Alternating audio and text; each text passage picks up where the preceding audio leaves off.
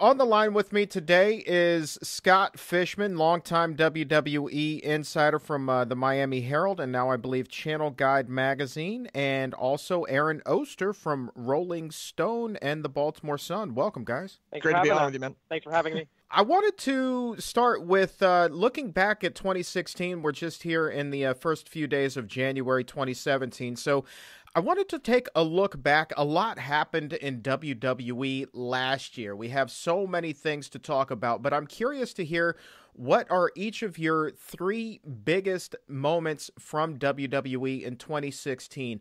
Scott, let's start with you. What would you say your third, working from 3 to 1, what would be your third biggest moment of the year? It's a toss-up between Shane McMahon coming back and the brand extension itself, because I believe, it's one of those unexpected things that happened with Shane McMahon coming back that nobody saw coming. And especially in today's social media where everything is out there, just for them to get that genuine surprise from the fans and the audience and a lot of, people that are, quote, on the inside, I think that was a great thing. And plus, so many people didn't think that was actually going to be happening again. And just all of the backstage talk about that now moving forward and how he's become part of SmackDown on air prevalently. And then he had the match with The Undertaker at WrestleMania. So I thought that was a pretty big deal. And then I'm going to go with also tying that with the brand extension itself, because I think, that transformed SmackDown to what it is right now into a live format show again. And, becoming competition within oneself. There's a lot of talk about, has it been successful overall? There's been a lot of call-ups as a result. There's been some opportunities for a lot of guys and girls maybe to get that big nudge to get that push over there. With especially on SmackDown when you look at especially with superstars like Alexa Bliss and Chad Gable and Jason Jordan, et cetera. So for me, it's a toss-up. It's for number 3 anyway. And that whole thing with Shane McMahon's return, you absolutely hit the nail on the head with so many dirt sheets and so many quote-unquote insiders now being online. When Shane McMahon returned, it was seriously one of those holy crap moments. I can't believe it. It was like hell froze over. And then you think back, well, pro wrestling, never say never. But this was seriously one case where I never thought in a million years we would see Shane return to the WWE. What do you think, Aaron? Well, you know what? I actually had that as my number 1 moment for the year. If we're talking about an on-screen moment, I can't think of one that better really encapsulated not just wrestling, but the year in the whole as Shane McMahon returning was. You had, as you said, the surprise. You got a little bit on Reddit. I remember one of those Reddit insiders saying, hey, you guys may want to watch Raw today. But, he wasn't saying anything besides that. To have him come out, that ridiculous pop from a genuinely shocked crowd, and then using Shane to make some of these changes that we've talking about. He's the on-screen catalyst for the new guys coming up, guys getting more chances.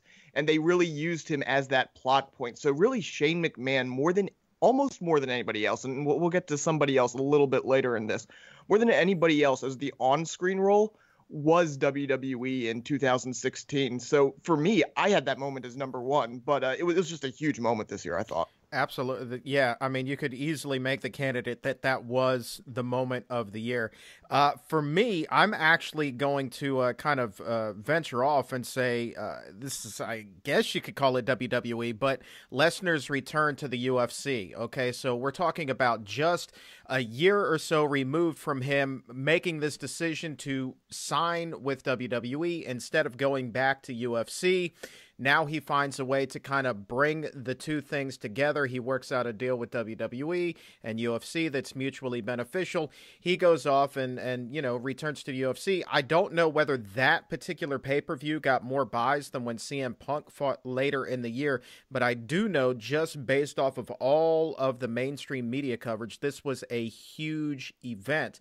And I'm actually surprised WWE didn't promote it more on their own television, but it was interesting on that pay-per-view to see WWE's SummerSlam then be promoted. And again, for me, that was kind of a hell-freezing over moment. What did you think, Scott?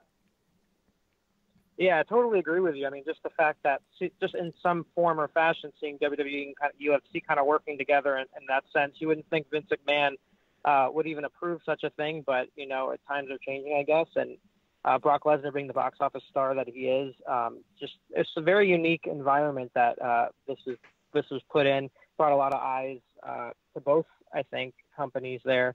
Yeah, it was. I mean, that kind of ties in with what I had as my number 2 moment, along with Brock Lesnar coming back, was for the UFC, was just having him lose in such decisive fashion against Bill Goldberg. I don't think anybody saw that coming. I mean, Goldberg returning to the company was a great moment in itself, but just to have him kind of beat Brock Lesnar in the way that he did, I think spoke volumes. I mean, it got people talking. Another buzz moment, I think, of 2016 was that happening, and moving forward now, leading into the Royal Rumble and potentially WrestleMania. So that set up a lot.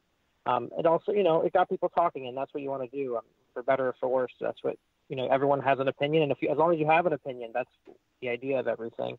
So I think it all, worked hand in hand successfully with the UFC and WWE. It'll be interesting to see moving forward what will happen with other fighters going into WWE in the next maybe in the next year or so, given the working relationship, maybe that potential that is there. Yeah, hashtag Ronda Rousey, anybody? Aaron, what's your take with Lesnar and UFC? I agree with you 100%, which I don't think that WWE capitalized well enough on it. I thought that was one of the weirder things, that they kind of refused to acknowledge that this huge thing around them was actually going on. But yeah, I thought that was a huge thing. I remember actually I was at a comic convention that weekend, and the next day I was interviewing Ron Simmons, and we had Ron Simmons on the panel, and most of the wrestling fans just wanted to talk about Brock Lesnar and what he could do in UFC and what could this mean for WWE. That was just a crazy weekend. I remember when the news first started to leak out, I was just like, there's no way. This isn't Vince. This isn't a Vince thing to allow to have happen. It seems weird. And then it happened. So as you said, hell freezing over. It was a huge story. Got mitigated towards the end of the year by, the suspension in UFC, though actually, quite frankly, it shouldn't. I think that WWE should be running with that more. I think that would be an interesting angle to take, but they obviously don't want to go down that route. But at the time, and in the months following, that was, you could say, the biggest story in wrestling. Absolutely. No doubt. And it just dawned on me, man. Let's go back. Did we get your number 3 moment, or did I take a snooze? Oh, for me, I actually had talking about Brock Lesnar. I thought Goldberg's return was a huge moment. I thought they built that up properly, and quite frankly, I thought it went better than any wrestling fan could have possibly expected. Yeah. Just the promo went well. The reaction, I don't think when they had him coming in, they planned on having Goldberg beating Brock Lesnar, but they realized how much that crowd loved him, how much that crowd responded to him, and still is as of last night on Monday Night Raw. And they decided, okay, we need to run with this. Good job by WWE to run with it. I thought it was a wild moment, something I didn't think it would happen, and if it did happen, I did not expect it to go down like this. So to me, that was just that was a big moment for me. Scott, what's your take on Goldberg being back in WWE? I agree with what Aaron said about as far as going better than anyone thought. I think when he initially was announced to come back, in some fashion, a lot of people rolled their eyes maybe and saying, okay, this guy hasn't been in the company for 12 or more than 10 years, 12 years. How is this guy going to come back and become relevant? And it just shows you how powerful nostalgia is by the reaction that he got. And I think that even surprised WWE a lot. But Goldberg has been asked so many times, including myself, and I'm sure others, I know others, about when he's going to come back, if he's going to come back. And he kind of softened up a little bit when it came to that over the years. I think it came down to his son and wanting to see him actually wrestling in the ring and getting that opportunity. And you got to see that in grand fashion at Survivor Series. But it just also, I think that moment, I think just shows you the power of 2K. I mean, when you look back over the years of things that have happened with guys that you wouldn't think WWE would be working with again, and then they show up in the video game, and then months later they're is imitating life. I mean, it happened with Ultimate Warrior, it happened with Sting, and now it's happening with Goldberg. And then they were a big sponsor for that UFC fight. So it just shows you how, kind of the inner working relationship with the video game company and WWE and using the synergy between the two and making it happen the way that it has. Yeah, I don't think that we're going to see CM Punk in a 2K game anytime soon. But Scott, I agree with you. I got the opportunity to speak with Goldberg on numerous occasions doing a former wrestling show, and we had him on every week to make NFL picks. Got to know the guy pretty well, and that was the thing that we kind of talked about on a weekly basis. When are you coming back? When are you going to come back? And, he would tell us about these ideas and these shows he was being pitched for, and should he do it? I know that there was one that was going to be run at a casino down in Florida that was being put together by another former wrestler, but that one never materialized. But he really did just want to wrestle at least once in front of his son, and that was super important to me. Am I surprised that it happened in WWE? Not really, because if you're going to come back, why not do it on the biggest stage possible? Scott, we've got your number 3 and your number 2. Aaron, your second biggest moment in WWE for 2016. For me, I don't know. This is also for selfish reasons, because I think for me it was AJ Styles, because I'm a huge AJ Styles fan, have been since TNA, so I'm a little partial to that. But the fact that he's made such an impact in such a short amount of time. No one thought AJ Styles was going to be in WWE, and then he ends up showing up at the Royal Rumble. I was actually there, and just the reaction that he got right from the beginning was incredible. I'm sure it even surprised WWE, just to show the power of the fans. And just, he really has run with the ball, ran with everything you couldn't have asked for a smoother transition, because a lot of the guys talk about the WWE style and how guys can kind of adapt to that. And I think he is a shining example that, yes, he can do it and do so well, let alone win the heavyweight WWE championship and kind of become the main star on SmackDown and have this main event potential in such a short amount of time. A lot of people maybe were a little skeptical at the beginning. Oh, what is WWE going to do? And just the fact that he's been able to keep his name and just his overall reputation and his background and it's been an incredible year for him. Just nothing but great matches, show-stopping matches with guys like Ambrose and even John Cena. Had that incredible match at SummerSlam. So for me, I thought that was a big moment. I think it opened a lot of doors for a lot of other guys. They were already doing that with guys like Samoa Joe and others like that, but I think it further has opened that door that they can bring all these guys in from all these backgrounds, or that have traveled the world, and they didn't go through the NXT system. They've come from different, these are guys with a lot of experience and can bring this wealth of knowledge to the table. And it's just been incredible to see how he's kind of evolved in the past year or so. He's done everything and anything. And I recently had the opportunity to talk with his agent, Bill Behrens, and it was really interesting what Bill said about how AJ Styles signing with the WWE came to be. Matter of fact, it happened very quickly. Styles, as a matter of fact, at one point was set on going back to TNA, but TNA, being the mess that it is, really dragged their feet on finalizing a contract. And so it was at that point that Triple H approached them and said, hey, would you like to do business over here? And he kind of leapt at the chance because TNA was dragging their feet. Ring of Honor was also a possibility, he said, but they decided against that. Now, interestingly enough, Anderson and Gallows were also going to go to TNA. So when AJ Styles signed, it was really kind of a package deal, and Behrens more or less brokered it for everybody. So it was really interesting how quickly that evolved. Aaron, your take on AJ and WWE? Well, that was my number 2 is, I had mentioned that if Shane McMahon wasn't kind of the on-screen catalyst for 2016, then it's clearly AJ Styles. I was going through moments of the year for WWE, and I could pick 3 different moments that I thought you could have said they were the top 3 moments of the year. But I think that the moment for AJ Styles where it kind of all, yes, he debuted at the Rumble, and that was great. And he had the great feud with Jericho. But the moment where he hit that, this is AJ Styles, and they're going to run with this. Memorial Day this year, John Cena returns. He comes out. They've been hyping it for weeks. AJ Styles comes out, and they have that, that Rock Hogan-esque, you have the split crowd looking back and forth. And then that segment ends with AJ Styles standing over a broken John Cena after they jumped him, after he went up the ramp, came back, up it back. Just a perfectly done segment. And to see that moment where a crowd is united behind AJ Styles standing over John Cena, that's something you could have told me that AJ Styles would come to WWE. You could have never told me that moment would happen, that AJ Styles would go there. He would later beat John Cena cleanly at SummerSlam. He would win the WWE title. It was the year of AJ Styles in WWE, and that moment more than anything was the moment where it's just like, okay, he's no longer that big fish in the small pond. he is as good as anybody on the planet, including John Cena. Absolutely. He's really been able to carry his own. We got to speed things along so we can get to predictions for 2017. But I'll give you my second biggest moment of the year real quick, and it goes back to Shane's return. I would actually say his match against Undertaker at WrestleMania qualifies as the second biggest moment, because here Shane has been absent from WWE for so long. He comes back. He's got a lot of snow on the roof, and you're thinking, wow, how much does this guy really have left in the tank athletically? And he comes out and he wrestles an absolute dandy against Undertaker, including that ridiculous suicide leap off the top of the cage. So my hat is off to Shane McMahon. What did you guys think about that match? Scott, we'll start with you.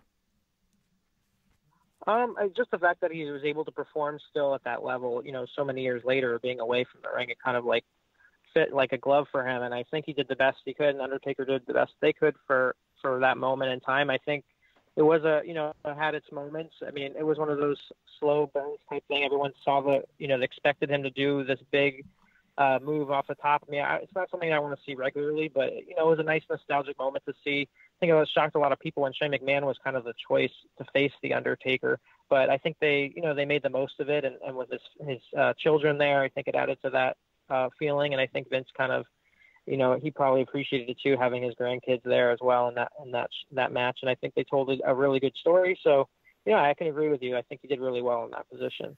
Aaron, quickly, your thoughts. I mean, as far as the kind of holy shit moment of the year, then no question him going off at the top there. That match kind of, it was hurt a little bit because the build after that one great moment when Shane came out, the build leading up to Mania wasn't that great for that match. So that kind of hurt. And the fact that I don't think anyone in the arena believes Shane McMahon would really beat The Undertaker. So it hurt a little bit, but being there and seeing him go off the cage like that was the craziest moment of the year, no doubt. And my number one moment of the year, I'm surprised that we haven't touched on this. Perhaps it was because it happened so early in the year, but that would be Daniel Bryan's retirement and all of the mainstream media coverage that got, all of the awareness that was brought to the lingering concussion issues. That, to me, is the top moment of the year, because that really transcended more than the world of pro wrestling. That became a major sports story for the year, Aaron. I definitely see where you're going with that. It's definitely a huge moment. I think the reason that, me and Scott kind of ignored it, and I think the wrestling, if you went down the moments of the year in wrestling for most fans, they wouldn't really think about it, is because we expected it. We had known this was coming, if not since 2014, then certainly after he left again in 2015. And this kind of just felt like, okay, this is closing the book, but we knew what the finish was going to be eventually. It was just, dragging on. You knew it was going to happen. So in that case, yeah, it was a powerful moment. It was an extremely sad moment. I remember, just watching all day, dreading that package, dreading that promo. But it's why it doesn't quite resonate as far as a moment of the year to me. Scott, what's your feeling on that? Does this qualify as a number one, or is this an overreach? I mean, there's definitely an argument to be made for that, but I think overall, talking about the overarching impact, I think the other moments kind of, I don't want to say overshadowed it, but it was definitely, like Aaron said, it was something that unfortunately that we may have seen coming, as this is kind of the medical issues that he's been having, and it's just a hard moment. But talk about a genuine emotion. I mean, you don't really get that all the time. When the fans kind of really resonate, it's hard to kind of get invested, and you really get invested with Daniel Bryan. You see the emotion on his face, and he couldn't have asked for a better kind of send-off in that night. And I think it's great. It's a little ease into it that he still got an on-air role. I think he did an amazing job in broadcast booth with the Cruiserweight Classic, and he's getting these other opportunities. So, yeah, it was a really, really sad moment. It's one to look back to, and it did draw a lot of attention at the time. But I think if we're talking about through the year and the ripple effects, I think that's the only thing that stopped me from putting it in my top three. Absolutely. And the only reason why I made it the number one was because, again, it was way more than just a pro wrestling story. Yes, we all saw it coming, but how often does a retirement land on the front sports page of major newspapers across America. Like, when does that happen for wrestling? I know, Aaron, you were talking about just getting the New Orleans Times-Picayune front page the day after WrestleMania, where Daniel Bryan captured the titles. But again, his retirement put him right back on those front pages, and it's so ultra rare for a wrestling story to actually reach that level. Now let's put on our prognosticator caps, look into the crystal ball, and talk about what are some of the things that we see coming in 2017. So Scott, I wanted to get your predictions for 2017. Go ahead, my man. What do you see coming? Well, I think it's going to be an interesting year for NXT as far as filling the void of all the guys and girls that have already been called up. It's going to be interesting to see how that evolves with that new faces kind of getting these opportunities. The ones that got called up left some pretty big shoes to fill. So that'll be the story and seeing if they can carry that over and what WWE will do to fill that. There's a lot of talk about Samoa Joe and Nakamura getting called up to the main roster. One of those two is probably bound to happen sooner than later, and looks to be that case leading up in the next couple of months with WrestleMania seasons coming up. So I think that'll be an interesting story to see how those call-ups, or one or two, will be kind of resonate with the crowd. I think AJ Styles will continue to run with the ball if barring any injury or anything out of the ordinary, but he seems to be very reliable, which WWE is very big on. So I think that's the case. It'll be interesting to see what WWE does now with John Cena, kind of getting more and more opportunities away from the company. He seems very dead set on kind of being a part of WWE still. You got to admire that as well with all the hours that he puts in.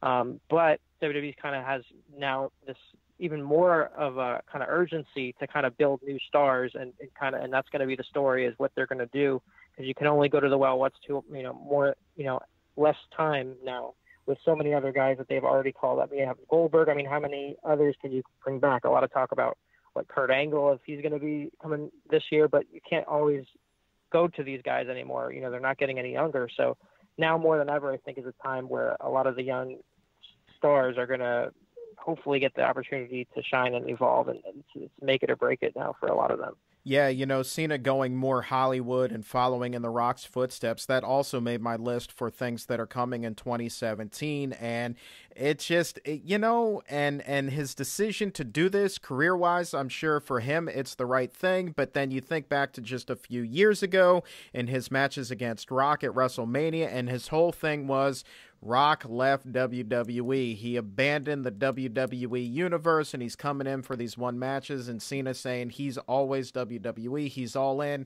And so here we are in 2017, and he's a bit of a hypocrite in that regard. Aaron, what do you see coming down the pike this year? It was funny that you were Scott, you were talking about NXT and kind of how they fill that void. I think that's going to be one of the big storylines going into 2017. I think that you're going to see two things. I think you're going to see people staying there longer than people should. In particular, I think Asuka does not make a main roster appearance in 2017, and that's something I know a lot of people would not expect. But I think that they are going to keep her down there and keep more draws like Asuka, especially, they've started to have a little bit of trouble touring, getting those even the smaller venues filled. So they need to keep people like Asuka down there. I do think that Nakamura eventually moves on, but I think that they fill the Nakamura role, just like Nakamura had the 2015, debut and push to the moon. That's Chris Hero's job this time around. He's going to show up, and he's going to be immediately pushed right into the spotlight. And also, if you're looking for a guy from the outside to fill that role, look for Matt Riddle. Matt Riddle is definitely a relative newcomer to wrestling, was in UFC for a while. But he went to WWE tryout. They told him to go to Evolve. They have that working relationship with Gabe Sapolsky and Evolve right now. Matt Riddle is going to be a name that everyone hears in NXT by the end of 2017. That's my big prediction for NXT. One guy I think that they are going to try to focus, and I believe that even more after last night, they're going to try to focus on pushing maybe not to the very top, but to be a very high mid-carder, is Sami Zayn. I think they're going to try to build a little bit of Raw. They've been giving him more TV time lately, and I think that after last night, after losing that last man standing, and then after Braun Strowman attacking him off of the stretcher after, I think that he's going to be WrestleMania is going to have a big moment with Sami Zayn, and my prediction is that Sami Zayn beats Braun Strowman for the U.S. title at WrestleMania. We talked about the former guys coming back. I think that Survivor Series, you're going to start to see that Survivor Series is going to be built around nostalgia. It's going to be really the nostalgia pay-per-view, and that's where Kurt Angle comes back. You have Kurt Angle return to WWE at Survivor Series this year.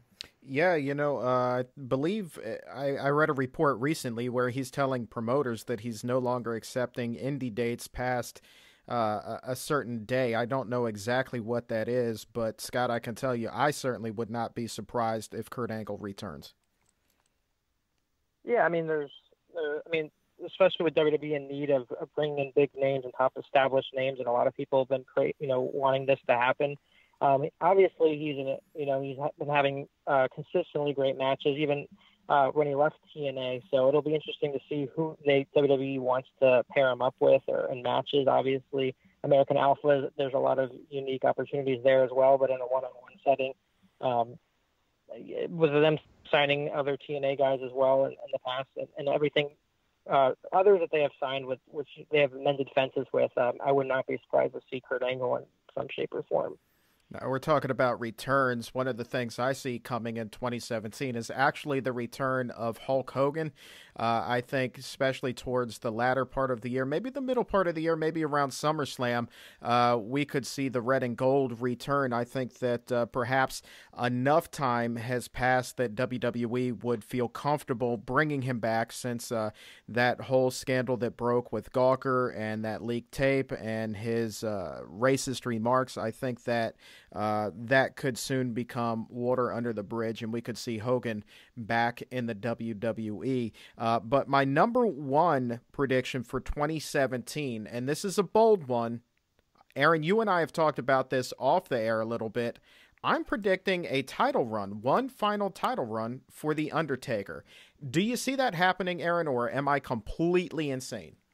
I mean, right now the writing's certainly on the wall for it. I think the one question is why Undertaker is showing up on Raw, because everyone expects him to. I think that the writing's on the wall there for Cena to beat Styles and then Cena Taker to face off at Mania, with potentially Taker winning for a short title run there. Why Taker is all of a sudden showing up on Raw? That's the big question right now. Is he going to jump over to Raw, or is he going to stay on SmackDown? But I certainly could see it. We know that it's running down, and you know they'd love to give him one last title shot or title run. It makes perfect sense to me. And Scott, I think that Undertaker's coming to Raw. I'm not sure if it will be a televised appearance or not, but to me, the location makes sense, with New Orleans being the venue that he lost his WrestleMania, lost the WrestleMania match to Brock Lesnar, where the streak ended. And so the announcement supposedly being made, Scott, that WrestleMania will be returning to New Orleans. It makes sense to bring Undertaker in, but my question to you is, do you see a title run for Undertaker in 2017? I mean, it leaves the question of how often he'll be working. I mean, I guess on SmackDown when he made that appearance, it left a lot of people believing that he would be making regular appearances more. So if that is the case, then having him with the championship would actually be a nice thing as a farewell kind of tour. Someone that he deserves to have that one last run. I think the fans really want it for him as well, and I don't think anyone would say otherwise. I mean, unless physically he can't really maintain a match here and there every couple of months for the big shows. I agree with you as far as moving forward with. I could see it with Cena. I could see the opportunity there, but the question of why Monday Night Raw. I mean, I like the idea of him coming full circle and kind of being in the same place where his streak ended, kind of mourning the loss of that, and what maybe that'll set the tone for what's going to happen at WrestleMania.